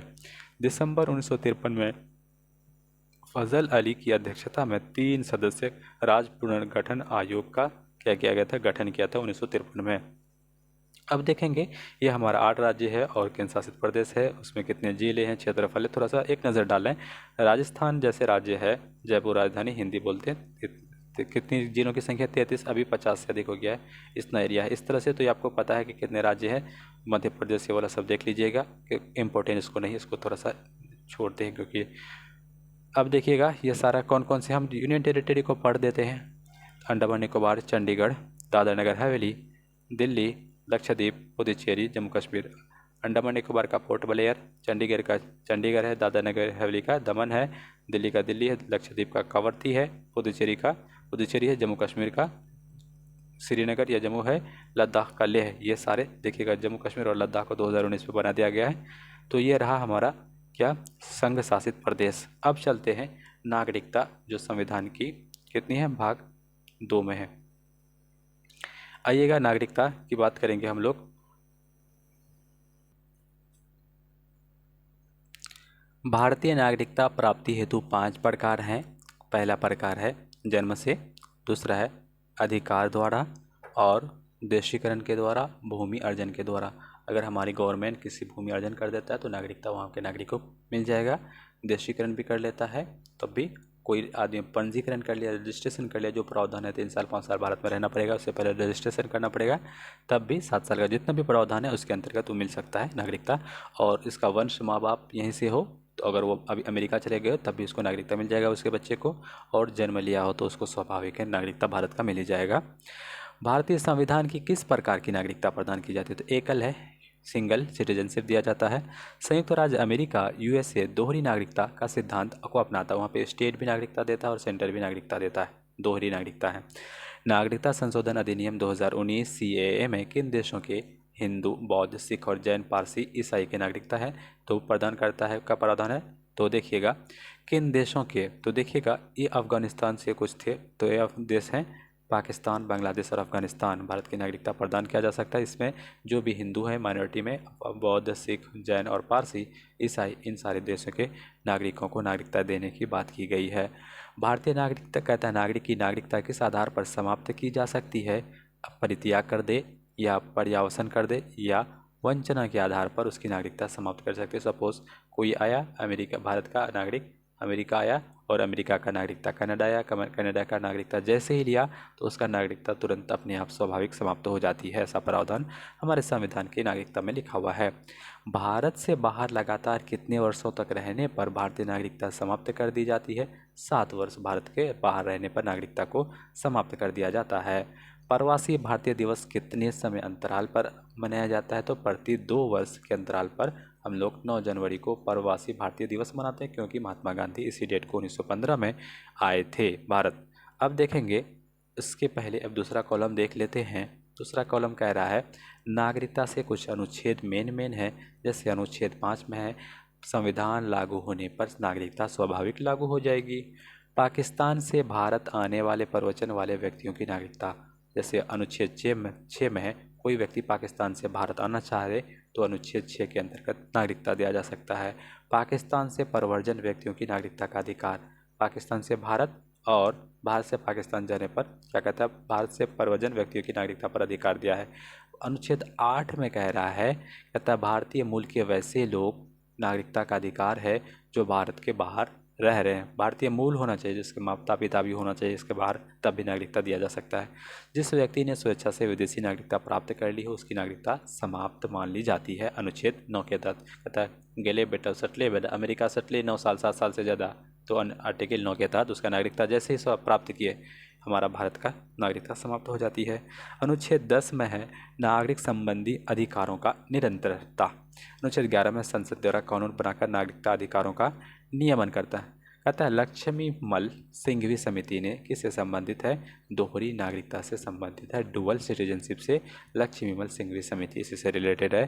किसी व्यक्ति द्वारा भारतीय बैंकों में धन जमा करके भारत की नागरिकता को नहीं प्राप्त कर सकता। अगर कोई इंसान चाहे भारत का, जैसे चाइना का आदमी सोचे भारत का बैंक में बहुत सारा रुपया पैसा जमा कर दे तो नागरिकता नहीं, क्या प्रावधान है? 5, या तो जन्म होना चाहिए, या तो रजिस्ट्रेशन, या देशीकरण, या भारत आक्रमण करके लिया हो, या जन्म हो, या उसका मूल जो है मूल वंश उसके फादर या मदर में से कोई एक भारत से होती है। 5 तरीका है नागरिकता प्राप्त करने का भारत का। भारत में संविधान में एकल नागरिकता है, सिंगल सिटीजनशिप है, इसका प्रावधान ब्रिटेन से लिया गया है। लेकिन अमेरिका में दोहरी नागरिकता है, जैसे न्यूयॉर्क का कोई स्टेट है, राज्य अमेरिका का कोई छोटा सा शहर मान के चले बड़ा ही है, तो न्यूयॉर्क भी देगा और अमेरिका भी पूरा जो केंद्र है सेंटर भी देगा। या कैलिफोर्निया ले लीजिए तो कैलिफोर्निया भी वो दे देगा नागरिकता और पूरा राज्य अमेरिका भी देगा। फिर देखेंगे भारत का मूल व्यक्ति PIO कार्ड धारक भारत में नहीं खरीद सकता, तो कृषि भूमि PIO व्यक्ति नहीं खरीद सकता कृषि भूमि को। अब देखेंगे ये PIO क्या होता है भारतीय मूल, तो देखेंगे सबसे पहले NRI को समझते हैं और परिभाषा उसकी अर्हता क्या है। NRI की बात करें तो इसको बोलते हैं अप्रवासी भारी, नॉन रेसिडेंट ऑफ इंडियंस। तो भारतीय नागरिक जो साधारणतः भारत के बाहर निवास करता है, भारतीय पासपोर्ट का धारक है, उसको बोलते हैं NRI। ये भारतीय नागरिक ही हैं, इसकी नागरिकता क्या है? भारतीय नागरिक ही हैं। सभी लाभ जो सामान्यतः भारतीय नागरिक को प्राप्त हैं इसको प्राप्त होने वाले लाभ हैं। वीज़ा इसको नहीं होता है, प्राप्त नहीं होता है। उसके बाद मताधिकार दे दिया गया है, मताधिकार ये दे सकते हैं। अब देखेंगे PIO या PIO, इसको बोलते हैं स्वयं या इसका कोई पूर्वज भारतीय नागरिक रहा हो, वर्तमान में अन्य देश की नागरिकता प्राप्त किया हो, इसका पासपोर्ट ये धारक है। भारत में कम से कम 7 वर्षों तक लगातार निवास के आधार पर आवेदन देकर ये भारत का नागरिक बन सकते हैं। कोई विशेष लाभ इसको प्राप्त नहीं होता है।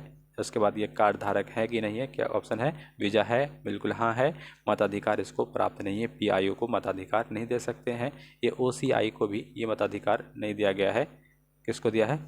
OCI, इसको भी मताधिकार प्राप्त नहीं है।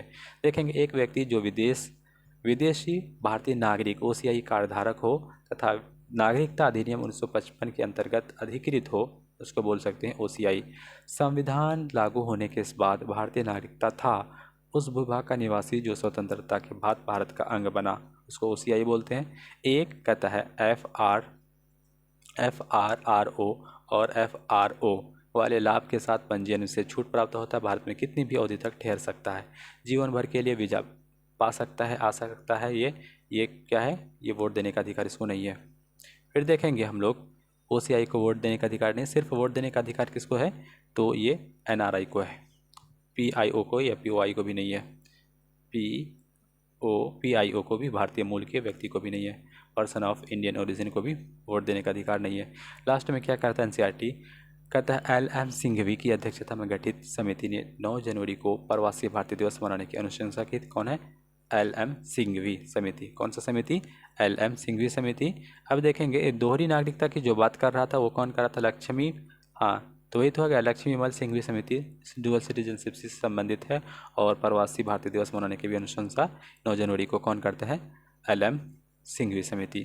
अब मूल अधिकार देखेंगे, फंडामेंटल राइट, इससे तो क्वेश्चन बहुत दिया जाता है, आप इसको जानते ही हैं मूल अधिकार वाले चैप्टर को। तो भारतीय संविधान के किस भाग के अंतर्गत नागरिकता को मौलिक अधिकार प्रदान किए गए हैं? भाग 3 में अनुच्छेद 12 से 35 तक। कहता है भारतीय संविधान द्वारा मौलिक अधिकार को लागू करने की शक्ति किसे है? तो सर्वोच्च न्यायालय, उच्चतम न्यायालय को। इसको तो मूल अधिकार का संरक्षक भी कहा जाता है। कहता है सुप्रीम कोर्ट को। भारतीय संविधान का अनुच्छेद 13 संवैधानिक प्रावधानों को संसद तथा राज्य विधानमंडल द्वारा बनाए गए नियमों कानूनों पर प्राथमिकता प्रदान करता है। भारतीय संविधान के अनुच्छेद 13 का मुख्य उद्देश्य किसके संदर्भ में संविधान की सर्वोच्चता सुनिश्चित करती है? तो मौलिक अधिकार। भारतीय संविधान में समानता का अधिकार विस्तार किन अनुच्छेद में? अनुच्छेद 14 से लेकर 18 तक इसका विस्तार है। अब देखेंगे दूसरा कॉलम क्या कर रहा है, भारतीय संविधान का कौन सा अनुच्छेद विधि के समक्ष समता के अधिकार, राइट टू इक्वलिटी से संबंधित है? अनुच्छेद 14 है। कहता है जन्म स्थान लिंग मूल जाति वंश के आधार पर भेदभाव विभेद का प्रतिषेध है। अनुच्छेद 15 एक मूल अधिकार है जिसे समानता के अधिकार के अधीन वर्गीकृत किया गया है। भारतीय संविधान की प्रस्तावना में प्रयुक्त समाजवाद शब्द को किस अनुच्छेद के साथ समग्रता पर रखकर सर्वोच्च न्यायालय द्वारा समान कार्य के लिए समान वेतन का मौलिक अधिकार प्रदान किया? अनुच्छेद 14 और 16 में। नेक्स्ट देखेंगे, कहता है भारतीय संविधान के किस अनुच्छेद में कौन सी एक लोक नियोजन विषय में भारत के सभी नागरिकों को अवसर की समानता की गारंटी देता है? अनुच्छेद 16(1), 16(2) सभी नागरिकों को समान अवसर की समानता की गारंटी देता है, ये अधिकार है, फंडामेंटल राइट है। अब देखेंगे संवैधानिक उपबंध की बात करें तो केवल भारतीय को नागरिकता कौन सा है, कौन कौन सा अधिकार है मूल अधिकार, और विदेशी नागरिकों को कौन सा मूल अधिकार है? आपको बता दें अनुच्छेद 15, 16, 19, 29 और 30 ये सिर्फ जितना आर्टिकल है ये केवल भारतीयों को हैं, और भारत के बाहर विदेशी नागरिक है उसको कौन कौन सा अधिकार है? तो ये अनुच्छेद 15 विधि के समक्ष समानता ये संरक्षण 14 भी है, और 20 इसके अपराधों के लिए 2 सिद्धि का अधिकार संरक्षण का अधिकार ये विदेशी नागरिक को है, भारतीय नागरिक को भी है, और जीवन का अधिकार तो सबको होना चाहिए, ठीक है, विदेशी नागरिक को भी प्राप्त है, और शिक्षा का अधिकार अनुच्छेद 21A भारतीय विदेशी नागरिक को भी है, भारतीय नागरिक को भी है। कुछ देशों में गिरफ्तारी पर निषेध अनुच्छेद 22 विदेशी नागरिक को भी है। शोषण के विरुद्ध 23-24 ये विदेशी नागरिक को भी है, और धर्म संस्कृति की स्वतंत्रता 25, 26, 27, 28 ये विदेशी नागरिक को भी है। मूल धर्म जाति लिंग वंश के आधार पर विभेद का अधिकार जो है ये अनुच्छेद पद केवल भारतीय को, विदेशी को नहीं है। और इसी तरह 16 में लोक नियोजन के विषय में समान अवसर ये इसकी बात करता है। बोलने की स्वतंत्रता, कहीं पे जाके बस जाने की स्वतंत्रता अनुच्छेद जो 19 में जो भी डिस्कस की केवल भारतीय नागरिक को है। अल्पसंख्यकों के हितों का संरक्षण केवल भारतीय नागरिक को 29 में डिस्कस किया गया है, और शिक्षा संस्थान स्थापित करने की केवल 30 में जो चर्चा केवल भारतीय नागरिकों को प्राप्त है।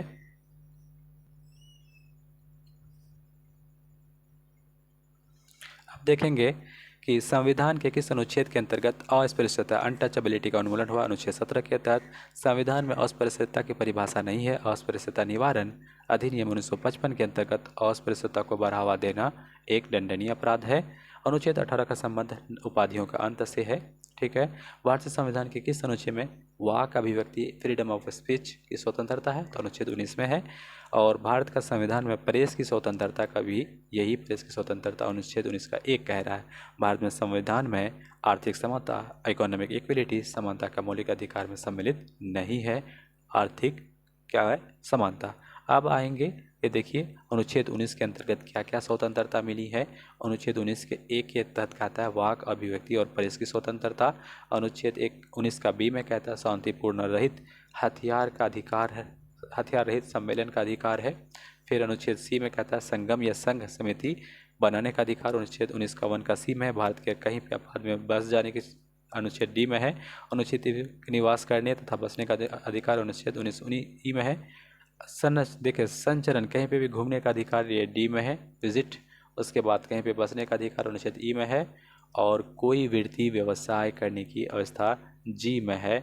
एफ में क्या था, एफ में था कि हमको जो हमारी संपत्ति, हमारा फंडामेंटल राइट, इसको हटा करके 300 के क में कानूनी अधिकार जोड़ दिया गया।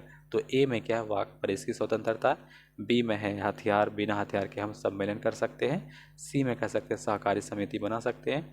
डी में कहते हैं संचलन कर सकते हैं। ई में क्या कहा गया है, ई में कहा गया है कि कहीं पे आप जाके बच सकते हैं, और एफ को हटा दिया गया। और जी में कहता है कोई भी व्यवसाय जीविकोपार्जन आप कर सकते हैं, ये आपका मौलिक अधिकार है। मौलिक अधिकार करने के बाद इस चैप्टर को, इस वीडियो को यहीं तक रखेंगे। मौलिक अधिकार के बाद डीपीएसपी आएगा तो उसको हम लोग दूसरे वीडियो से करेंगे। कहता है भारतीय संविधान के किस अनुच्छेद के अंतर्गत यह प्रावधान किया गया है कि किसी अपराध के लिए अभियुक्त को स्वयं विरुद्ध गवाह बनाने के लिए बाध्य नहीं किया जा सकता। तो अनुच्छेद 20 का सी में इसका डिस्कशन है। संविधान का कौन सा अनुच्छेद दोष सिद्धि के संबंध में अभियुक्तों को दोहरे दंड स्वाभिमान से संरक्षण प्राप्त होता है। तो अनुच्छेद 20 में इसका चर्चा है। भारतीय संविधान का कौन सा अनुच्छेद व्यक्ति को विदेश यात्रा करने का अधिकार को संरक्षण प्रदान करता है। तो अनुच्छेद 21 करता है। फिर नेक्स्ट देखेंगे, कहता है मौलिक अधिकारों के अंतर्गत कौन सा अनुच्छेद बच्चों के शोषण के विरुद्ध प्रावधान से संबंधित है। अनुच्छेद 24 है। भारतीय संविधान के अनुच्छेद 25 में प्रयुक्त हिंदू शब्द में बौद्ध, जैन और सिख धर्म को सम्मिलित किया जाता है। फिर कहेंगे भारतीय संविधान का अनुच्छेद 30 का क में अल्पसंख्यकों को अपनी रुचि के शिक्षण संस्थान स्थापित करने, संचालित करने का अधिकार संरक्षण प्रदान करता है। भारतीय संविधान के अंतर्गत अनुच्छेद 32 के अंतर्गत कौन से अधिकार प्राप्त है। तो मौलिक अधिकार प्राप्त है। क्या इसमें 32 में कहता है कि हम क्या कहता है, भारतीय संविधान के अनुच्छेद 32 के अंतर्गत कौन से अधिकार परिवर्तित किए जा सकते हैं। तो मौलिक अधिकार को परिवर्तित किए जा सकते हैं। मौलिक अधिकारों का संरक्षक कस्टोडियन किसको कहता है, न्यायपालिका को, जुडिशरी को, सुप्रीम कोर्ट को, हाई कोर्ट को कहा जाता है। डॉक्टर भीमराव अंबेडकर ने मौलिक अधिकारों में से किसे संविधान का हृदय कहा है। तो संविधान के उपचारों का जो 32 में है मौलिक अधिकार, इसको क्या कहा जाता है, राइट टू कॉन्स्टिट्यूशनल रेमेडीज को ये हृदय कहा है, हृदय से उपाधि दी है। दूसरा कॉलम में क्या लिखता है, मौलिक अधिकार का कहा जाता है व्यक्तिगत स्वतंत्रता, फ्रीडम स्पीच, पर्सनल स्पीच के अधिकार के लिए कौन याचिका रिट दायर कर जा सकती है। बंदी प्रत्यक्षीकरण, हैबियस कॉर्पस, ये दायर की जा सकती है। संसद में मौलिक अधिकारों में संशोधन का अधिकार किस वाद में निर्णय के आधार पर प्राप्त हुआ। केशवानंद भारतीय बनाम केरल विवाद 1975 में मौलिक अधिकारों में संसद का अधिकार प्राप्त हुआ। संसद को मौलिक अधिकारों में संशोधन का अधिकार किस वाद में प्राप्त हुआ। तो केशवानंद भारतीय बनाम केरल विवाद में 1973 में, क्योंकि इसका जो ज़मीन था, प्रॉपर्टी था, ये कुछ मतलब केंद्र सरकार के कब्जे में या कुछ ऐसा कुछ प्रावधान था। तो ये प्रावधान मौलिक अधिकार है, उसी तो हटा करके 300 का कम में ऐसा प्रावधान जोड़ा दिया गया, कानूनी अधिकार प्रॉपर्टी बना दिया। और केशवानंद में ही कहा गया था कि जो है, नेक्स्ट देखेंगे केशवानंद भारती केस, केरल विवाद। कहता है संपत्ति के जो मौलिक अधिकार है को संविधान संशोधन के द्वारा मौलिक अधिकार की श्रेणी से हटा करके केवल वैधानिक यानी कानूनी अधिकार, लीगल राइट बना दिया गया। तो 44वें संविधान संशोधन 1978 के द्वारा। वर्तमान समय में भारतीय संविधान के अंतर्गत संपत्ति का अधिकार, राइट टू प्रॉपर्टी, किस अधिकार, वैधानिक लीगल राइट है हमारे पास। सूचना का अधिकार जो है, राइट टू इन्फॉर्मेशन, एक विधिक अधिकार है। देखिएगा ये भी क्या है, एक विधिक वैधानिक अधिकार है जो सूचना के अधिनियम 2005 के माध्यम से पूछता है कि सूचना का अधिकार कैसा अधिकार है, फंडामेंटल राइट नहीं, फंडामेंटल राइट नहीं है, क्योंकि साफ साफ लिख रहा है वैदिक अधिकार है। कैसा अधिकार है, वैदिक अधिकार, लीगल बोल सकते हो, इसलिए तो राइट आर्ट हम लोग आरटीई दाखिल करते हैं। कहता है आर्थिक रूप से जो है पिछड़े वर्ग, इकोनॉमिकली वीकर सेक्शन जो है, ईडब्ल्यूएस को आरक्षण का प्रावधान किस अनुच्छेद में ये चर्चा किया। अनुच्छेद 15 का 6 में और 16 का 6 में, दोनों में 6, 15, 16 में। तो देखिएगा इसमें तो समानता की बात करते हैं, इसमें धर्म, जाति, मूल वंश 15 में के आधार पर भेदभाव का निषेध करता है। फिर कहता है 6 से 14 वर्ष की आयु के बच्चे को प्रदत्त शिक्षा का अधिकार है, ये मूल अधिकार का है। तो अनुच्छेद 300 का में था मूल अधिकार, ठीक है। इसको एक एक्ट आया था 2009 में, उसके बाद 1 अप्रैल 2010 को लागू कर दिया गया था। 6 से 14 वर्ष के बच्चे को फ्री शिक्षा लागू कर दिया गया था। भारतीय संविधान द्वारा संवैधानिक उपचारों का अधिकार गैर नागरिकों को भी प्राप्त है, उपलब्ध है। कौन सा अधिकार राष्ट्रीय आपातकालीन अनुच्छेद 352 में भी समाप्त नहीं किया जा सकता है। तो व्यक्तिगत स्वतंत्रता तथा जीवन का अधिकार 1920 और 21 को समाप्त नहीं कर सकते। बंधुआ मजदूर उन्मूलन अधिनियम, बॉन्डेड लेबर एबोलिशन एक्ट किस संसद द्वारा समाप्त किया गया? तो अनुच्छेद वर्ष 1976 के द्वारा। मूल अधिकार देखेंगे तो 12 से 14 तक, 14 से 18 तक समता का अधिकार है। स्वतंत्रता का अधिकार 1919 से 22 से अनुच्छेद 1900 बोल रहे हैं 1922 में है। शोषण का अधिकार 23-24 में है। स्वतंत्र धर्म के स्वतंत्रता का अधिकार 25 से 28 में है। संस्कृति शिक्षा 25 से 29 से 30 में है। और संवैधानिक उपचार का अधिकार 32 में। इसी को उपचार को भीमराव अम्बेडकर ने हृदय कहा था, संविधान का हृदय। अब देखिएगा, संविधान का आत्मा कहा था। अनुच्छेद 26 के अंतर्गत सभी धर्मावलंबियों, धार्मिक संस्थाओं की स्थापना, धार्मिक कार्यों का प्रबंधन का अधिकार प्राप्त है। फिर से पढ़ देते हैं। अनुच्छेद 26 के अंतर्गत सभी धर्मावलंबियों को धार्मिक संस्था की स्थापना और धार्मिक कार्यों का प्रबंधन का अधिकार अनुच्छेद 26 देता है। तो ये वीडियो यहीं तक रखते हैं। डीपीएसपी को ये चैप्टर 15 से होगा, पेज नंबर 15 से। डीपीएसपी को हम लोग दूसरे वीडियो में करेंगे, ये वीडियो लंबा ना हो जाए। तो यहाँ तक बने रहने के लिए आपका दिल से धन्यवाद। हमारे वीडियो में बने रहिए, हम इन्फॉर्मेटिव वीडियो लाते हैं। और नोटिफिकेशन प्राप्त करने के लिए बेल आइकन है, सब्सक्राइब करके बेल आइकन को दबा दीजिए, आपको नोटिफिकेशन मिल जाएगा। और वीडियो अच्छा लगता है तो वीडियो को लाइक करिए, फ्रेंड से शेयर करिए हमारे वीडियो को। अब मिलते हैं एक नए वीडियो में, तब तक के लिए जय हिंद, जय भारत।